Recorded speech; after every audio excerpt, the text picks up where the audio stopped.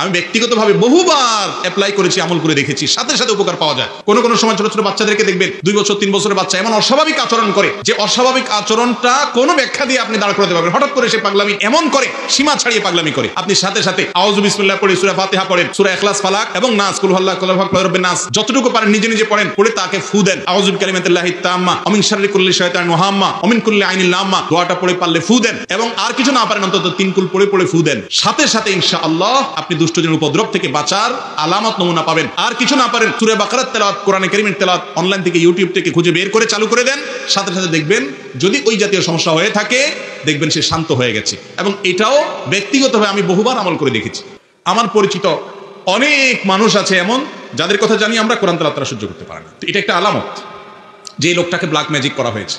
এরকম আরো বহু আলামত আছে। কখনো কখনো ব্ল্যাক ম্যাজিক করা হলে এই ব্যক্তি দিন দিন শুকায় যায়, খেতে পারে না, বাসার থেকে বের হতে পারে না, বিছানা থেকে উঠতেও পারে না ভালো করে। এমনিতে তার মধ্যে কোনো রোগ নেই। গত জুমার, আগের জুমায় সম্ভবত এরকম এক রোগীর কাছে এক ভদ্রলোক আমাকে নিয়ে গেলেন।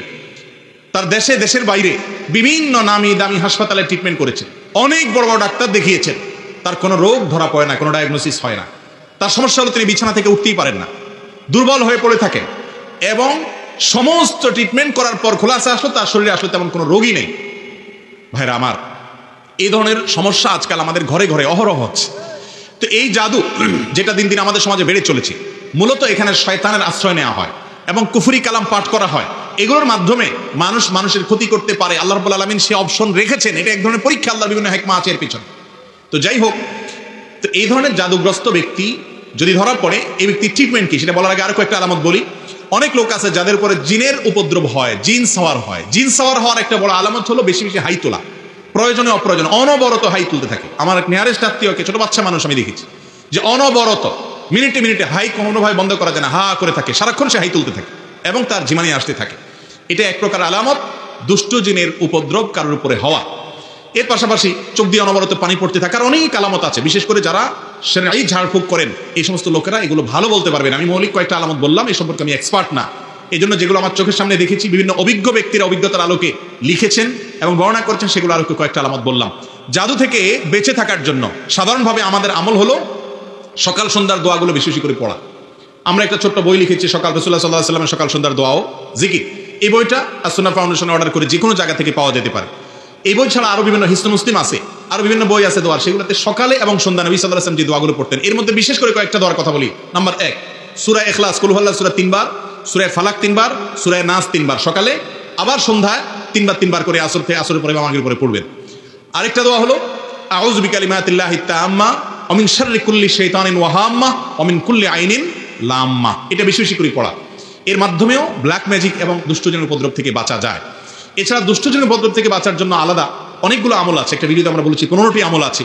বাসা বাড়িতে সাধারণত টয়লেটে এদের অবস্থানটা বেশি থাকে, পেশাব ময়লা ইত্যাদি বেশি থাকলে সেখানে থাকে, এবং নানা রকমের প্রাণীর ছবি ইত্যাদি টাঙানো থাকলে সেখানেও হয়, আর অনেক কারণে হয়। এগুলো থেকে বাঁচার জন্য বাসায় প্রবেশের সঙ্গে বিসমিল্লাহ বলে প্রবেশ, আবার বের হওয়ার সময় বিসমিল্লাহ বলে বের হওয়া, এগুলো হলো এদের উপদ্রব থেকে বাঁচার উপায়। খাবার গ্রহণ করার সময় বিসমিল্লাহ এবং যে কোনো ভালো কাজের শুরুতে বিসমিল্লাহ। এরকম আরো অনেক আমল আছে। এই আমলগুলোর মাধ্যমে বিশেষ করে জাদু থেকে বাঁচার জন্য সূরা ফালাক, নাস নাজিল হয়েছে। আমাদের সঙ্গে নবী করিম সাল্লাল্লাহু আলাইহি সাল্লাম, তাকে একজন ইহুদি, তার নাম ছিল লাবিদ ইবনে আসম, এই দুষ্ট লোকটা জাদু করেছে। নবী সাল্লাল্লাহু আলাইহি সাল্লাম অসুস্থ হয়ে পড়েছেন, এমন অসুস্থতা যে কোনো ডাক্তারের ট্রিটমেন্টে কোনো উপকার হচ্ছে না, কোনোভাবে কোনো রোগ ধরা পড়ছে না। পরবর্তীতে আল্লাহ রাব্বুল আলামিন দুজন ফেরেশতা পাঠালেন। তারা দুজনের একজন তার পায়ের কাছে, আরেকজন মাথার কাছে দাঁড়িয়ে একজন অপরজনকে জিজ্ঞাসা করছেন লোকটার কি হয়েছে। তখন অপরজন জবাব বলছেন তাকে জাদু করা হয়েছে, সাধারণ কোনো রোগ না। তখন জিজ্ঞেস করলেন যে কে জাদু করেছে, বলে অমুক জাদু করেছে, নাম সহকারে। কি দিয়ে জাদু করেছে? তার চুল দিয়ে জাদু করেছে। কোথায় আছে? অমুক কূপের নিচে আছে। এর প্রেক্ষিতে ওই ফেরেশতা আবার জিজ্ঞাসা করলেন তাহলে এখন মুক্তির উপায় কি? তখন বললেন এই কুল হুয়াল্লাহু আহাদ, কুল আউযু বিরাব্বিল ফালাক, কুল আউযু বিরাব্বিন নাস। বিশেষ করে কুল আউযু বিরাব্বিল ফালাক এটা এবং কুল আউযু বিরাব্বিন নাস, এই দুটি সূরা জাদু থেকে মুক্তির জন্য অসম্ভব উপকারী আমল।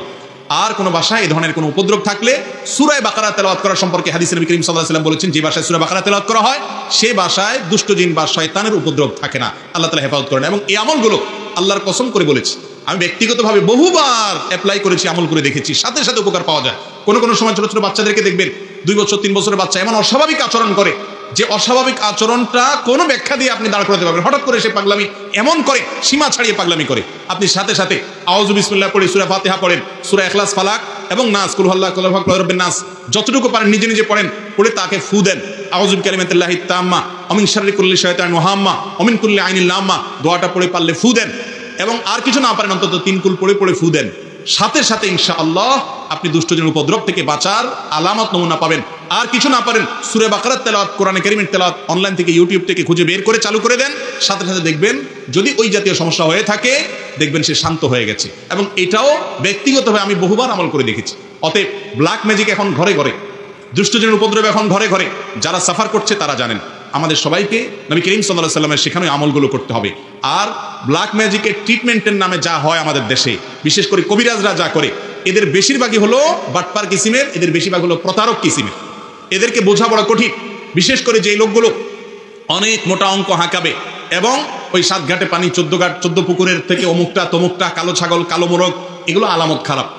কোরআনে কারীম থেকে সরাসরি যারা ট্রিটমেন্ট করে, এই ট্রিটমেন্টগুলোই সাধারণত হয়ে থাকে সঠিক এবং যথার্থ ট্রিটমেন্ট। এরকম ঝাড়ফুঁকালা মানুষ অবশ্যই খুঁজে পাওয়া অনেক কঠিন হয়। আল্লাহ রাব্বুল আলামিন ব্ল্যাক ম্যাজিক সহ জাতীয় যত সমস্যা আছে এগুলো থেকে আমাদেরকে বেঁচে থাকার তৌফিক দান করুন।